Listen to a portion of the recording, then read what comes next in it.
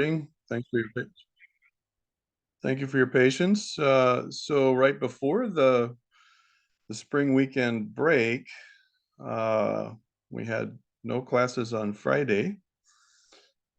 Basically, we covered some details about the PowerShell uh, activity. So we have a PowerShell assignment. That's part of the topics and part of our learning outcomes for this module. And of course, for this module, we're exploring how to use the best deployment tools and methods. And so we're getting into some graphical user environments. Good afternoon, Akeem. How are you? Good afternoon. Glad you could join us. Hope you had a good holiday weekend. Spent it sick. Oh, I'm sorry to hear that. You feeling better now? A little bit, just my throat. Oh, well, I hope you get better soon. All right, so basically the lead topic was multiplying a common update, and I wanted you to have more practice on MSUs. So that's the first assignment in this module. And then the second assignment in the module was to, let's see here. If we go inside here to install Windows Admin Center, and there were some videos and walkthroughs on how to do that. It was a 2-point assignment. And so the first assignment is to, get your VM up to speed, your virtual machine, server 2022, and look up the current IP address. And then, so that's something that we walk through. The 3.2 assignment has a good bit more detail. You go inside 3.2 folder. There's a breadcrumbs directory that shows views of each of the steps along the way and how to use PowerShell to load the latest version of PowerShell.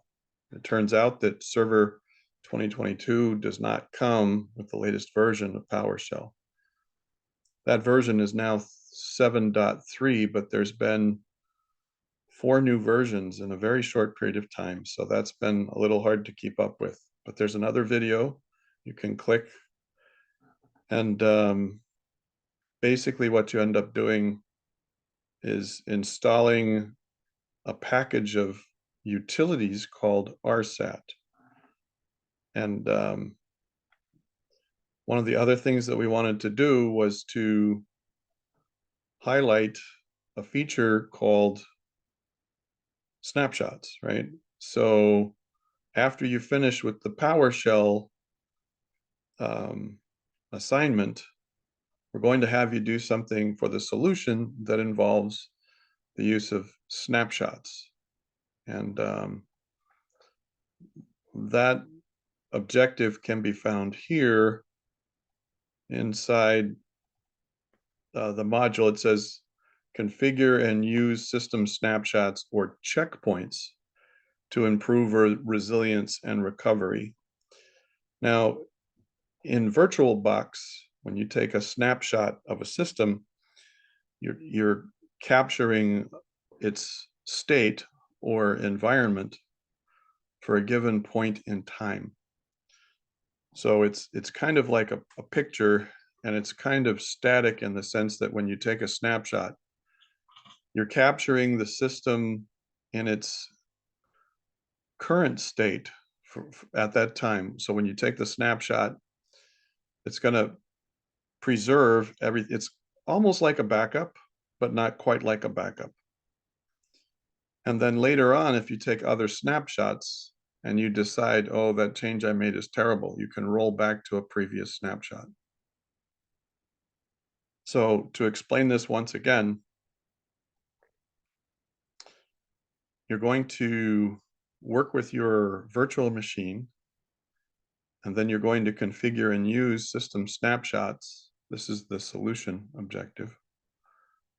In Hyper-V, in the Microsoft environment, if you're not using VirtualBox, but you're using the Microsoft provided virtual machine environment, That's called Hyper-V. And instead of using the term snapshot, they use the term checkpoints. It's the same concept, basically. But what I'll do today is we're going to talk a bit about features on demand after we take a look at the outcome of the RSAT installation. So if you look at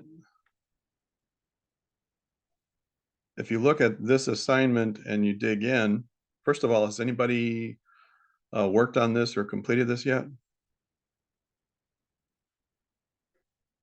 No, not as yet. Yeah, yeah, we did it. So Milrain, you did, huh? That's good. And if you haven't yet, it would be good to get it done soon. So I'm going to go ahead and start up my server virtual machine. And if you have your server virtual machine and it's handy, you may want to go ahead and open it up and have it on screen so you can follow along. You can do the same kinds of things that I do as I demonstrate. While that's loading, let's talk about feature on demand. Oh, and I wanted to show you this. I will be putting a separate PDF in the references folder. It's a poster explaining Windows Admin Center and all of the different things that are significant about Windows Admin Center. Now, when it first came out, Windows Admin Center gave you an easy way to get to the server tools, the remote server administration tools. That's what RSAT stands for. Can everybody see that? It's kind of small, isn't it? Let's see if we can get it a little larger here. Is that better?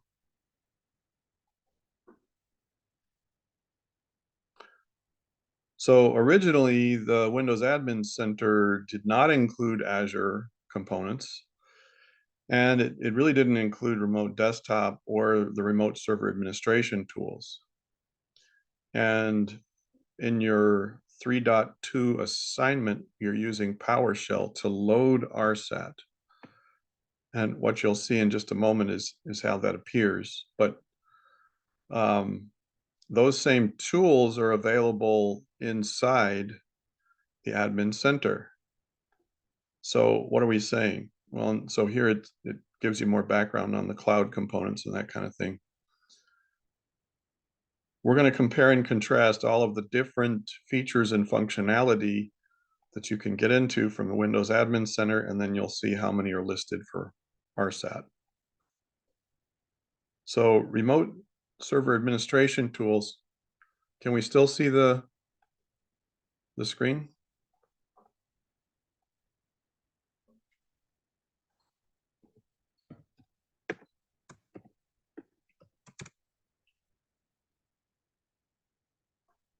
Can everyone hear me yet? Yeah, we can hear you. Okay.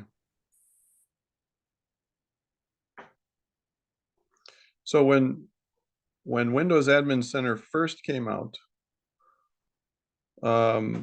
it would give you a quick and easy way to access the separate tools that we call RSAT. RSAT has been around a long time, and it looks a lot like the DNS or the computer management. It's a management console, a Microsoft management console, or actually a whole suite of management consoles that allow you to manage a server from a distance.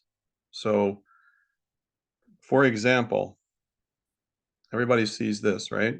This is the server manager dashboard that comes up when you start your virtual machine. But if you go to the tools menu in the upper right corner, what you'll find are a whole series of utilities, right? And what was lacking is the ability to work on the domain level. So you could modify in an environment with a corporation or an organization, you could You could work with user accounts and computer accounts, or you could set up domains and trusts. So there was a whole variety of things you couldn't do, but you could engage computer management. And we've done this before. When you open up computer management, you get the traditional tool. Now this is, I'm just going to put 001. I'll say power off. I was in a hurry and I cut the lid off.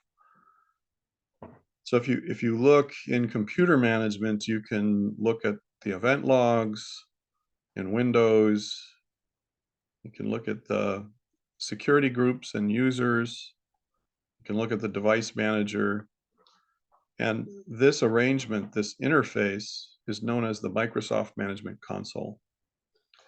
And what was needed was a series of similar tools to help manage not just one server. Like this one computer management module is only one server, but technically speaking, you're supposed to be able to connect to other computers. You'll notice it says computer management local. RSAT gave you the same set of easy access graphical tools, and it's all framed like this, where most of your options are on the left pane. And then as you click each one, you see specifics, right? So if you look at disk management, you know, the environment over here changes considerably. This template called the Microsoft Management Console, there's a tool available for every feature and function pretty much. And when RSAT came about, they figured out a way to do all of this, but allow you to click on this and change the computer. So you could basically connect to any server, any system, and do the same kinds of management from one location. When we were just telling you that when Windows Admin Center first came out, it allowed easy access to the RSAT tools, but it didn't include them itself. So I have added RSAT to my server. So when I look at programs and features, I will see remote server administration tools under the Windows administrative tools. And instead of just seeing my local tools, I'll see things for the entire domain. So if I'm running a domain like uvi.edu or the usvi.gov, right? If I'm running an entire domain and it's very, very large, I have the means to manage that entire domain environment and other systems and the local computer.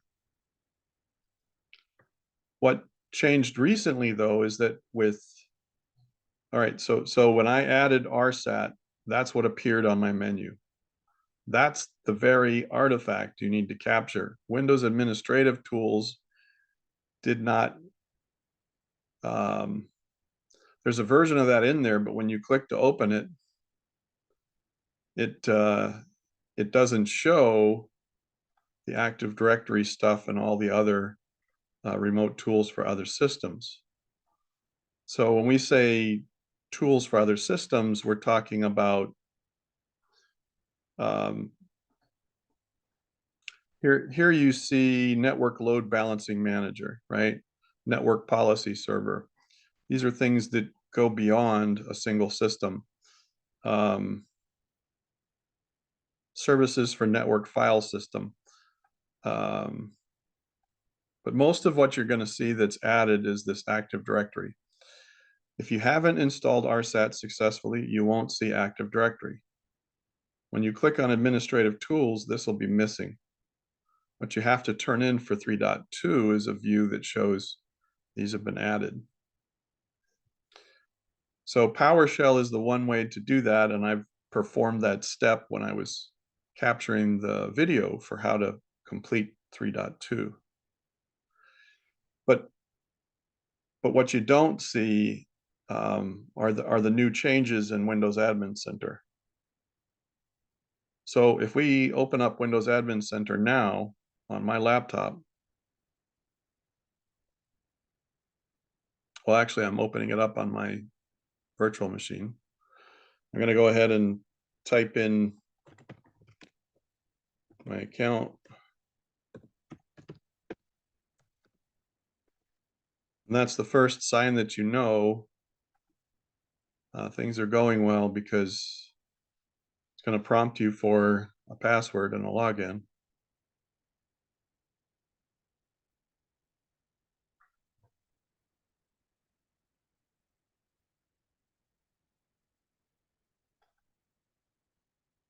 When I click into my Windows Admin Center,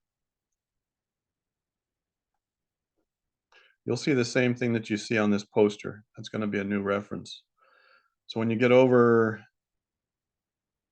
here and look, what you'll see in the mix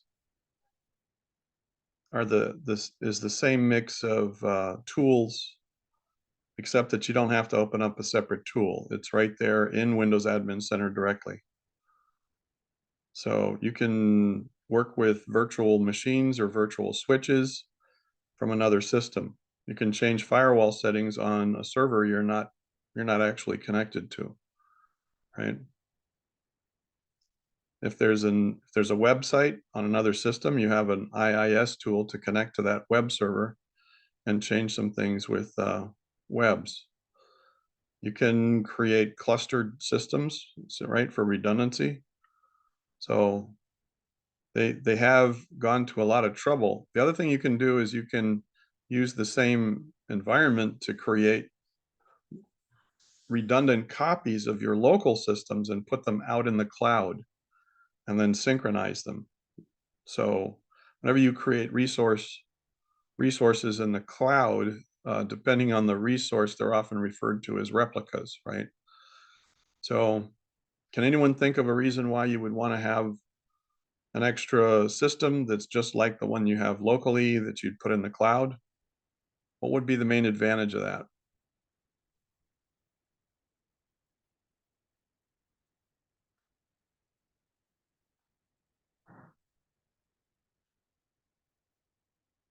Does anyone know?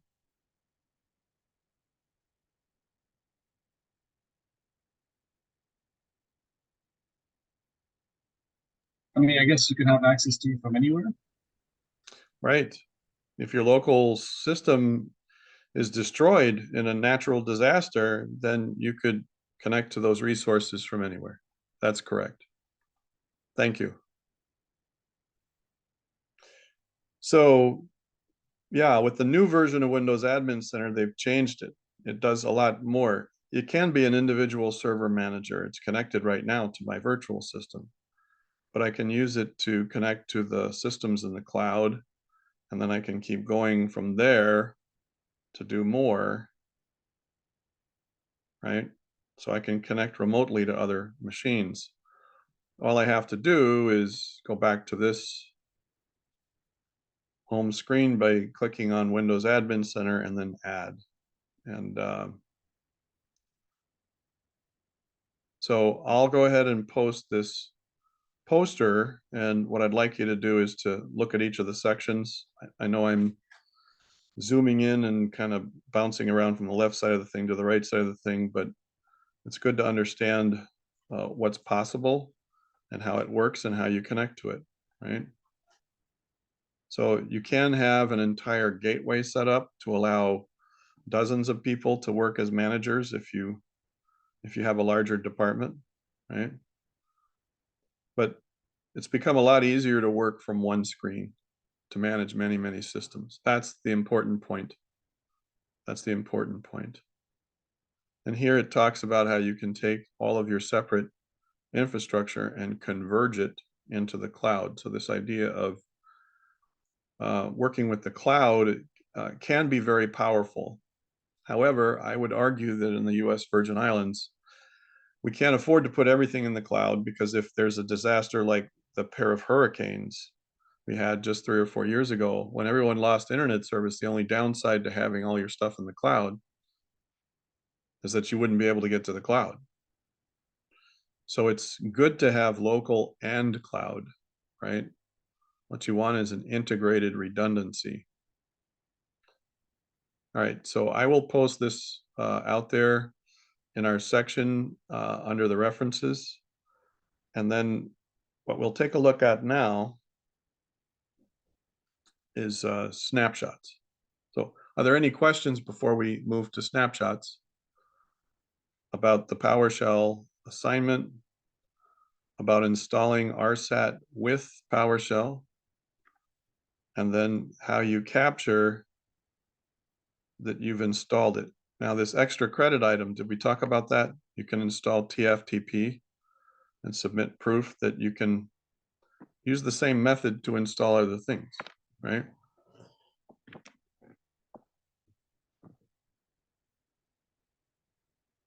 Okay, let's talk about feature on demand. So some time ago, Microsoft realized that it would be easier to allow users, both for client systems and for servers, to just be able to pull up a feature they need on demand and install it instead of including all the features natively. What we're saying is that to make operating systems more secure for a server or for clients, we would not include most of the features. We would not include most of the features and just have all this stuff in there that people never use, and it's vulnerable or it's exposed, and it becomes a doorway through which hackers can take over the place, right? So essentially what they did was they built into the settings menu, right? And you go into settings and you start talking about the system. When you go into apps, you can go into here, see optional functionality for your device, or you can add apps. You can basically install additional apps on demand. So this is the Windows 11 graphical interface for what's installed, right? But then there are more Windows features that you can add basically just by identifying it. And then it'll track the history of when it's on there and how. Now that's useful because sometimes hackers will install additional software on your system, and it's important to understand what's available. I have a Windows 11 Home edition. I do not have a professional edition or a corporate edition, but I can actually convert this on demand. I can add foreign languages if I need to, right? So if I work with rescue, EMS means emergency medical system, right? If I work with website development, if I want to use certificates on the system, here's a remote access server, right? So if you want to have remote access set up,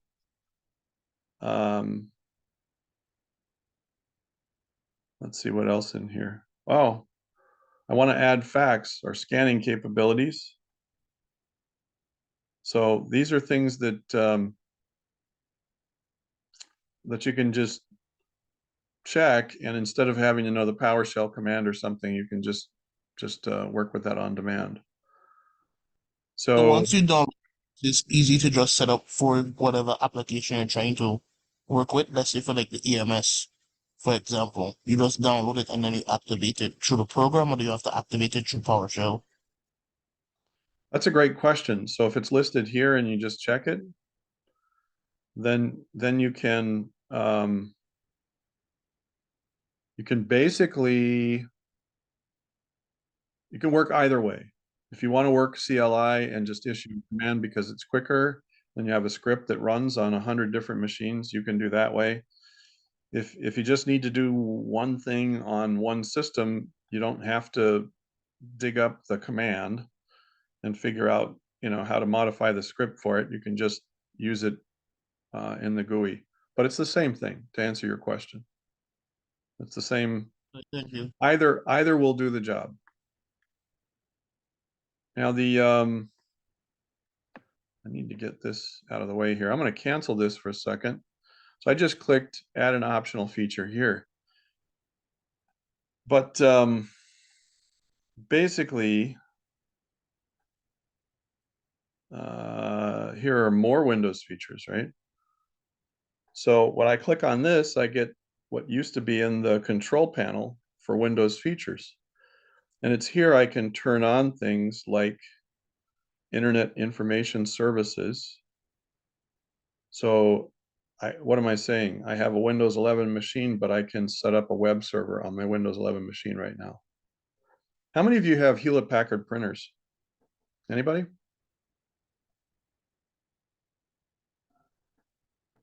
Oh, what? Hewlett HP printers? Oh, yeah. HP? HP stands for Hewlett-Packard. I forget. Okay. Now, do you remember how on the server for extra credit you could install TFTP with PowerShell?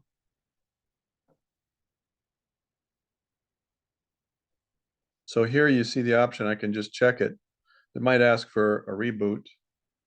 Telnet, both FTP and Telnet are considered to be insecure, but you can still add it by just checking on it. So you can turn Windows features on or off. It'll download the components that are needed from the internet. So those things aren't included in your operating system, but you can add them on demand.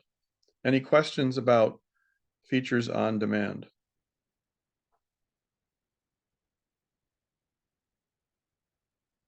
Okay. Now, when you're doing feature changes, it's not uncommon for things to go sideways. Well, what am I saying?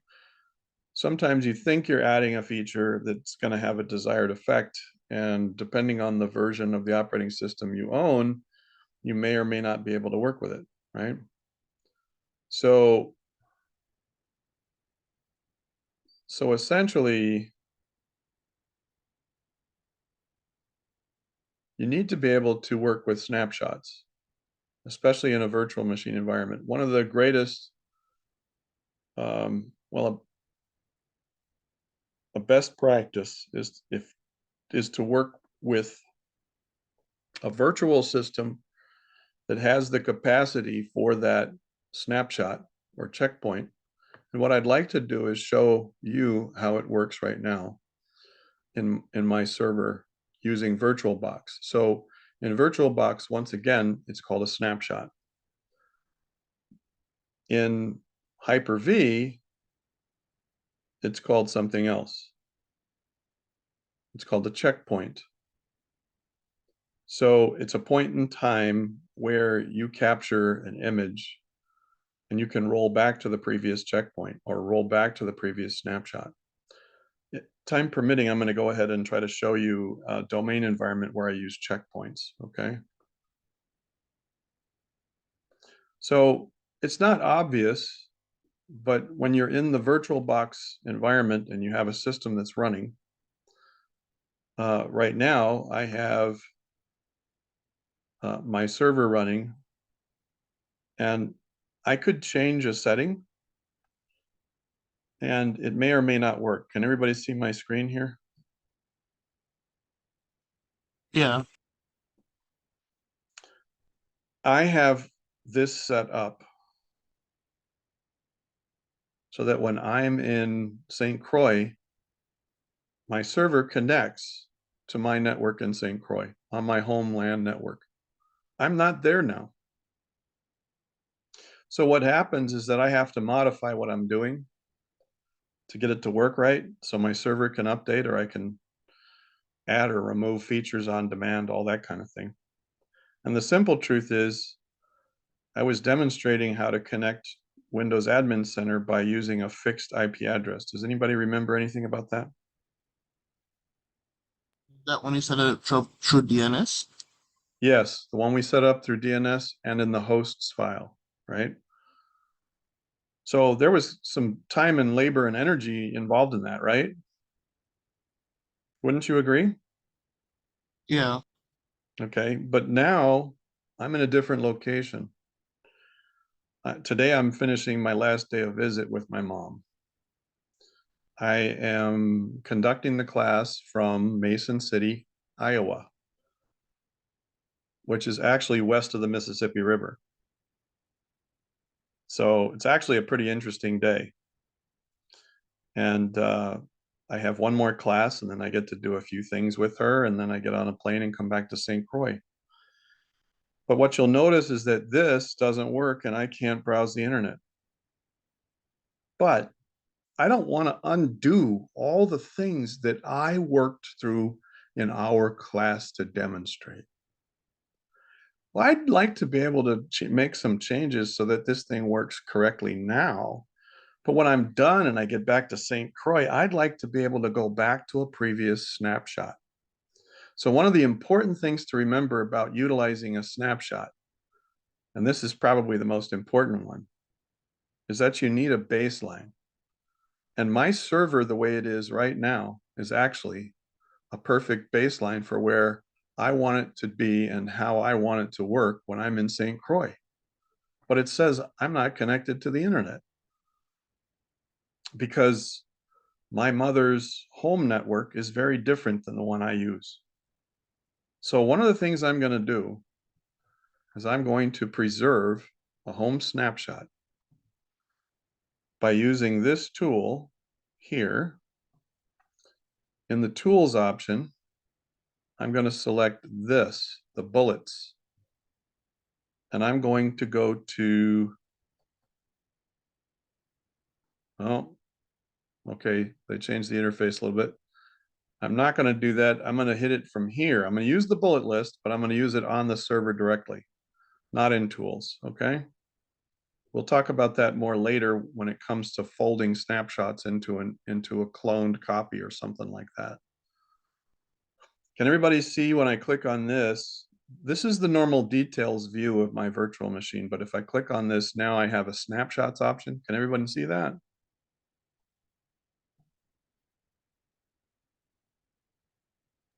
Yes, sir. Now, what do I do to take a snapshot? Well, would you believe it's pretty simple? Or if I want to take a checkpoint, I can take a checkpoint. I just hit this, and the trick is to use a description and a name that's sensible. Okay, so in order to demonstrate this, I'm going to say STX for St. Croix, right? And I don't want any spaces here, so I'm going to put underscore, and then I'll say home net config. Does everybody see that?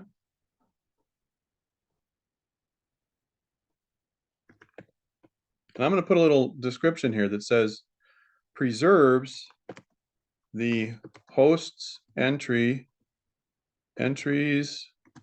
and static IP network address assignments, right? By that I mean manual entries, right? For this VM, right? Now you should give some thought to the snapshot name. Now I could just say, because I want this to be my baseline, I could keep it simple. I could say, okay, I like simpler. Simpler is better as long as it really explains what I'm doing here. I haven't captured a previous snapshot, so this is my baseline. And it's not uncommon to say, okay, this is my St. Croix baseline. So I hit okay, and then it's going to take a bit to capture the status of this virtual machine. So if I have the original virtual machine files in my VHD folder, everybody seeing what I'm doing here? So I have my VHD and my virtual machine stuff in here. It's going to add extra details in there. So if I want to return, I can go back. And let me see how far along we are. Whoops, I'm not in the right place. Almost there. Okay, does everybody see this?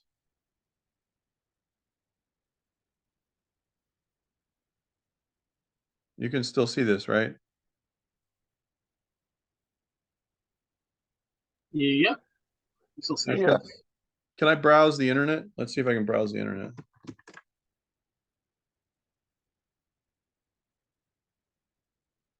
No, look, all I get is swirly. I can't get to the internet, right? So here's what I'm going to do. Now, notice when I set this up in here in Windows Admin Center, you know, it knows that my static address .31 is assigned to this named resource. So that's another thing I don't want barfed up, right?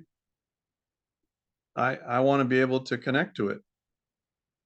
But as soon as I change the network setting, this isn't going to work anymore, right? I might have to enter the new IP address. So I'm going to go ahead and make some changes so I can connect. I'll go into here and I'll change it to automatic. And watch what happens to my IP address.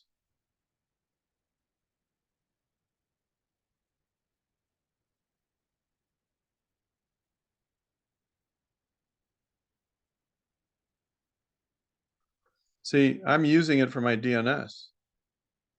But if I go here and it gets a different address, now this isn't going to work. Everybody see what's going on here?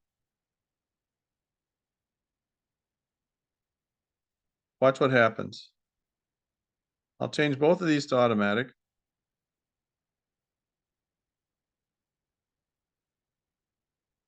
Ooh. All right, so what does everybody answer when you get this screen right here? It's the default answer is what? Yes. Should you ever answer yes? No. No, you shouldn't.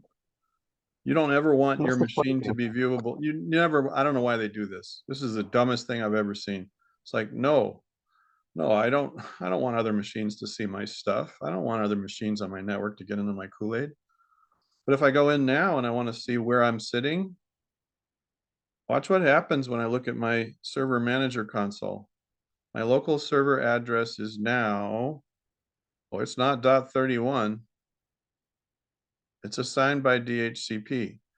And then when I click into that, I'm going to be in the same place that I was about to hit right here. And if I go into details, now I can see it. Oh, I'm not even on a .1.31. I'm on a .0.14. Does everybody see that? And look at the Yeah, I see that. DNS. Look at the DNS servers. These are the DNS servers to get on the internet here in Iowa, right? So Iowa is south of Minnesota. It's about 400 miles southwest of Chicago, right? So there's a lot of windmills. So some of the world's best physicists and aeronautical and astronauts come from Iowa. In fact, if you've ever seen the Star Trek movies, there are scenes with Captain Kirk and he's in a cornfield in Iowa. So in any case, I just thought I'd let you know about that. The gateway changes, all that changes. But see, if I'm sitting on 14 and I'm using my own server for an IP address, I have to change that. So what I have to do if I want to use my own DNS machine so I can find stuff, what would I want to find? Oh, I don't know. I'm using Windows Admin Center. And Windows Admin Center wants to know where Lilu is. If I'm using my own DNS, I'm never going to find my Lilu. I won't be able to click on this and get it. So what I'm going to do, I'll make two quick changes here. I'll get back into here. Let's see, where's my network setting? I'm going to go into here and here and here. And I'm sitting on 14, 192.168.0.14. Does everybody see what I just did there?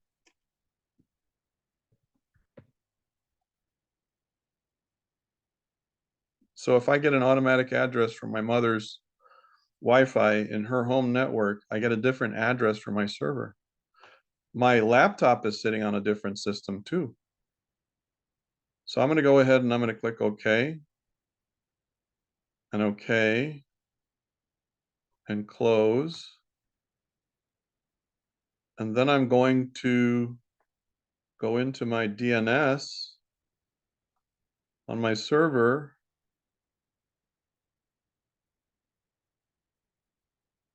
I know that my addresses have changed and I'm actually sitting on a different address range. So I'm going to do this. I'm going to add a new zone and put in 192.168,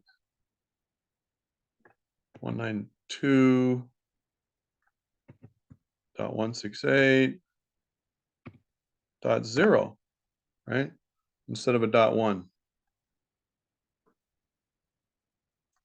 Now in my forward lookup zone, I'm going to add a reference for Lilu. I'm going to create a new record. So I'm going to say Lilu again. And I'm going to put in a I'm going to put in a .14, right? Because I know that's what my address is. I have to put in the whole address actually. So 192.168.0. So now my DNS has a record. And I'm going to go ahead and clear the cache and restart the server.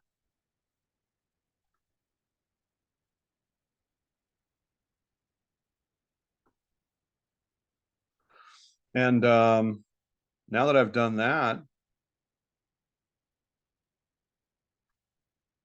I'm going to open up the MS-DOS prompt and I'm going to clear the cache on the local machine as well, not just on the server, right?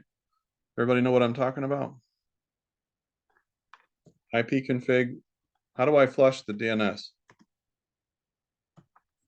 Flush DNS. Everybody's seen this before, right? Yeah. So watch what happens now. Let's see if I can go to the, I can go to Google now. Right? Okay, what else? Can I get on my own machine? If I point to this, is it going to give me a connection or is it going to barf up and say, yeah, I'm not sure. Let's look for it in DNS. I have a hosts record I set up too. Remember, that's already hard coded for that. I didn't change the host record. If it doesn't just connect here, that's what I need to watch out for. The hosts record. Yeah, it's going to say, hey, I can't connect. So I could go in here and then edit the tag, right? And then I could go there, or I could change the host record. So if I want to use Windows Admin Center on my own server, that's one last step I need to take. And that's not a lot of work. So let me go ahead and do that. I'm going to go ahead and open up Notepad.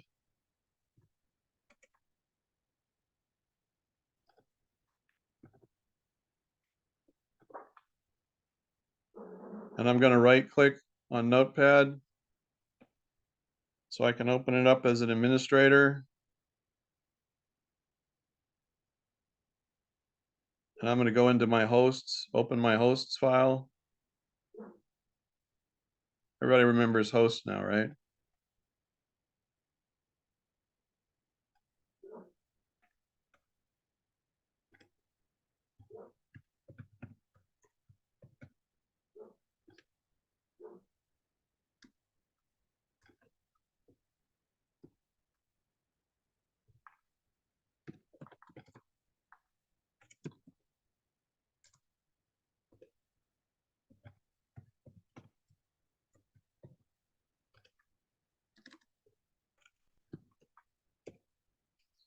I'll go ahead and save that. I'll flush my DNS again just to be sure that's working. So I've saved this. Now I'm going to try to refresh my screen. I might need to go in here and clear the cache on the browser because the browser cached that. But let's try to connect again and see if we can connect again. And that should work.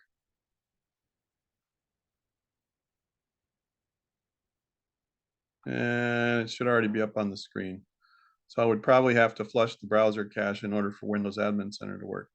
Well, here's the charm. I can go ahead and make all of those changes, right? So I'm going to go ahead and change the settings here and clear my previous web cache because this is a web environment.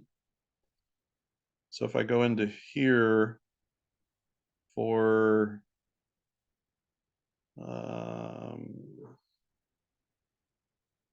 where's security, cookies and site permissions,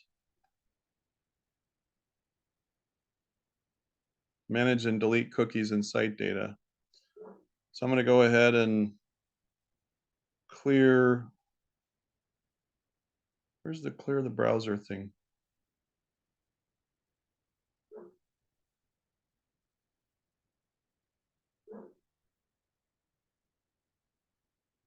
Used to be really easy to get. There it is. That has to do with clear browsing on exit.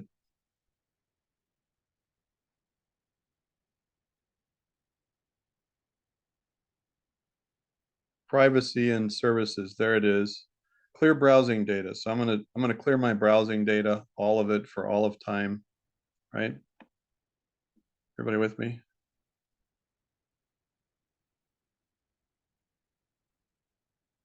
So you get the point, is that if I have to change something, wouldn't it be nice to have like a bookmark where I can go back and just put it all back?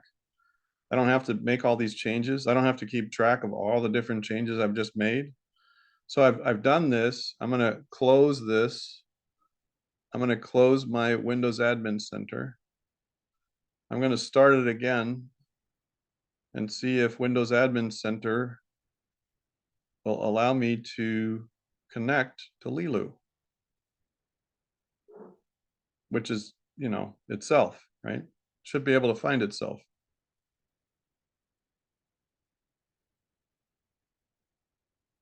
And in just a minute, when the screen populates, it's either going to show that it can connect or it can't connect. Yeah. So it's saying it's having a hard time with the DNS. Well, so let's say I want to finish troubleshooting at a later time, but I have another class coming. I got to put it all back. Okay. But I don't want to waste the effort. I've made most of the changes. I'm going to take another snapshot and then I'm going to roll it back. Watch what happens. I'll go ahead and take another snapshot of the current state and I'll say new net. I'll say Iowa net, right? Everybody with me?